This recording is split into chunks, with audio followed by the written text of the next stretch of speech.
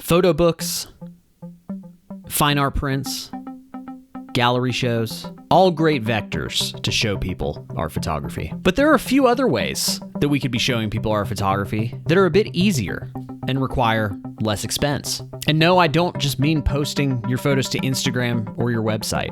I'm talking postcards.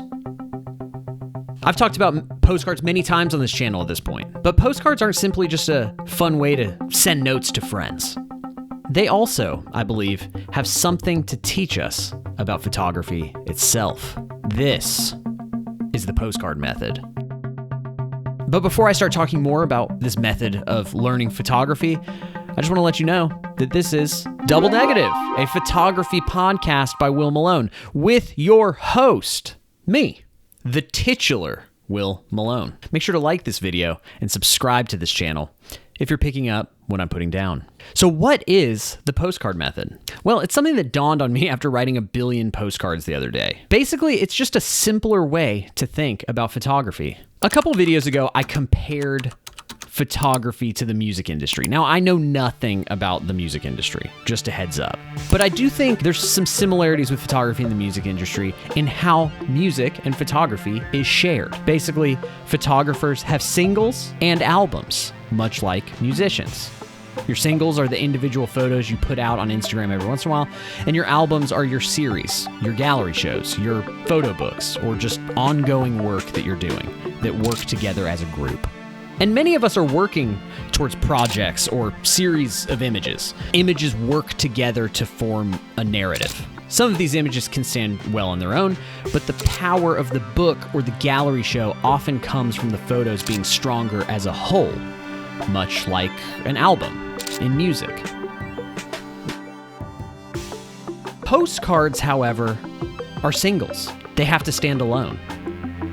They are essentially Espresso by Sabrina Carpenter in photography form. They don't have anything else to lean on. They just need to pop, no matter what the context. And when I'm selecting photos of mine to print as postcards, it always ends up being way harder than I thought.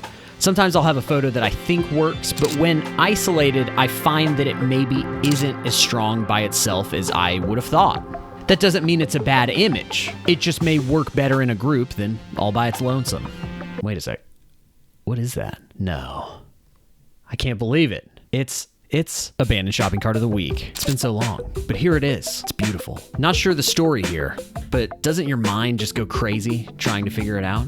Oh wait, I just realized that some of you might be new here. Basically, I photograph abandoned shopping carts semi-full time, and I've made a series of postcards out of them. But I find them everywhere. I'm totally addicted to shooting these photos, and I can't stop. I've tried.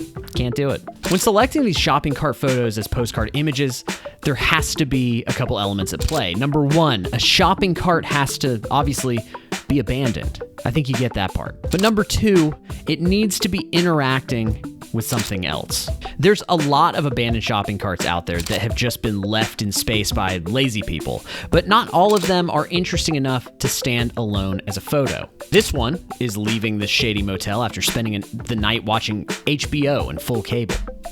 This one angrily smashed into a Mexican restaurant.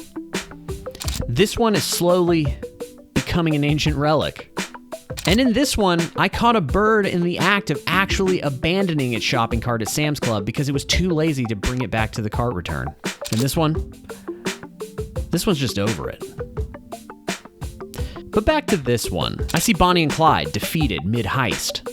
I have a lot of questions about the loot itself, but also about how its lover is laying exactly across from him. Anyway, where was I? Yes, the postcard method. Make an image that stands alone.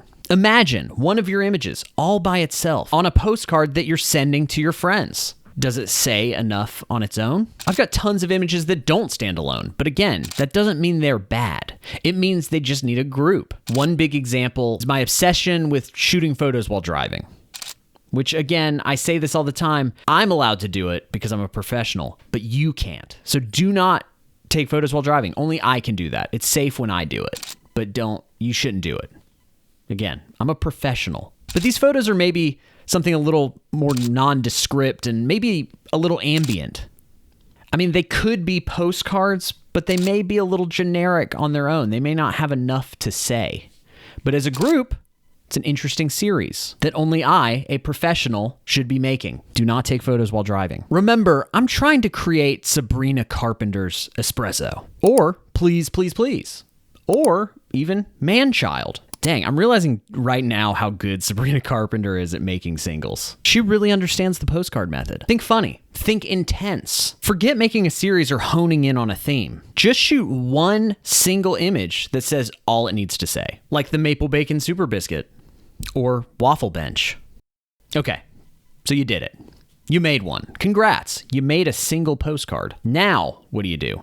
Well, make another. Doesn't have to be related to the first. In theme, style, or subject matter. Just make another good single image. Remember, espresso and Please, Please, Please have almost no genre similarities whatsoever. One's pop and one's kind of country. We put all this stock in trying to find a style, and we worry about that too much first before we actually start shooting the image. What is our style? Forget all that. Just make a great image. Then try to make another great image. Then after a while, you'll make Man-Child, which is kind of a fusion of espresso and Please, Please, Please in style and sound. But the goal to start should be to just make a single. One hit. One image you can put on a postcard that doesn't require any help from any other image. Make the image do all the work itself. No one needs to know anything about you to understand it. Creating one really good image sounds pretty simple, doesn't it? I'll warn you, if you put it in the context of Sabrina Carpenter or postcards, making one really good image, one really good single that stands alone, completely by itself, actually, it's much harder than you'd think. Thanks for watching. You can follow me on Instagram at Will Malone. You can follow my Polaroid Instagram account at Everyday Instant. Make sure to like this video and subscribe to this channel if you're picking up what I'm putting down. And I will see you again very soon.